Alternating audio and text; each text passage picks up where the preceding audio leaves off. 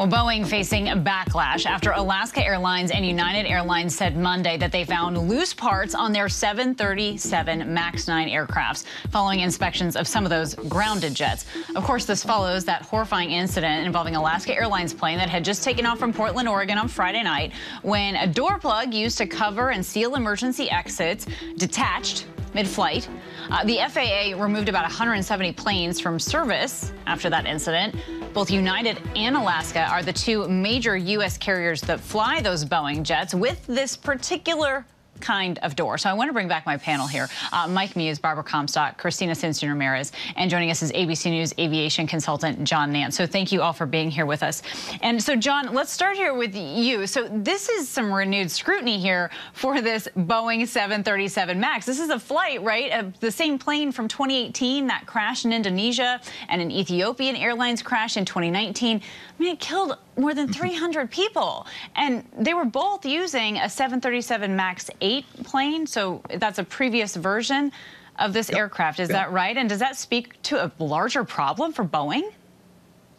Well, no, it doesn't, actually, because there's absolutely no foreseeable connection that I can make between what happened before with those two crashes, which were at the height of seriousness, and what's happening here. And the reason that I say that is because before, it wasn't about aerodynamics. The airplane was perfectly fine. There was a lot of trouble in regard to the way people were trained and the expectation of what pilots could do if a system malfunctioned. Here, we've got something entirely different. As a matter of fact, everybody should focus on the question that will be answered fairly quickly. Were there 4 bolts actually in place in this door that needed to be there to keep it safe, or were they missing? If they were missing, that goes back to the question of at what portion of the production line should that have been caught.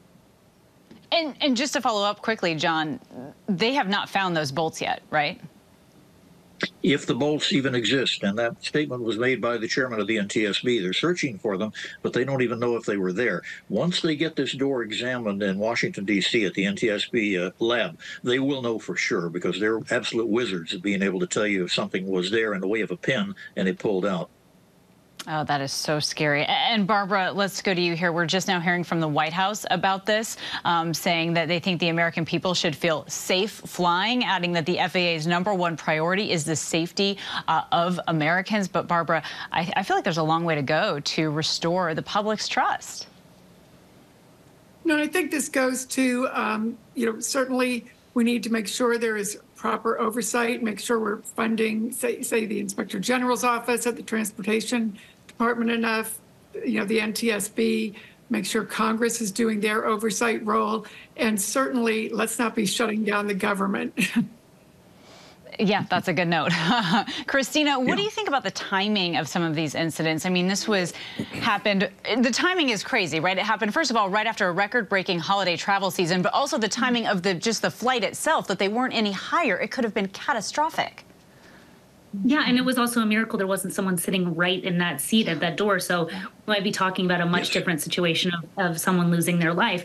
There are a host of safety concerns. Barbara mentioned the concern with the actual planes and concerns with not having enough air traffic controllers. This is a time when we should be grateful for government oversight and regulation, and it's clear we need a lot more of it on this issue. Sure. And Mike, the airline industry overlooking some of these issues, do you think they are, I guess, potentially because they're trying to bounce back financially after the pandemic? I mean, we heard Pete Buttigieg talk a lot about the financial issues with our airlines. He's been a little quiet as of late. Yeah, I think it's possibly C or D, all the above. I fly frequently, and I've never been nervous to fly. And this morning, I took a flight, and for the first time, I felt unnerved on the flight. But I think it's what both Barbara and Christina is talking about, oversight. But I think we need to add a manufacturing terminology in there, which is supply chain management. I think that's really is the core of that, is making sure that the parts and supplies, as they get produced and manufactured, that they are meeting all the standards that are necessary for safety. I think those measures need to be updated and implemented, and it needs to be transparent so the American public feels comfortable flying again. That is so scary. All right, Mike, Barbara, Christina, and John, thank you so much. Hi, everyone. George Stephanopoulos here. Thanks for checking out the ABC News YouTube channel. If you'd like to get more videos, show highlights, and watch live event coverage, click on the right over here to subscribe to our channel. And don't forget to download the ABC News app for breaking news alerts. Thanks for watching.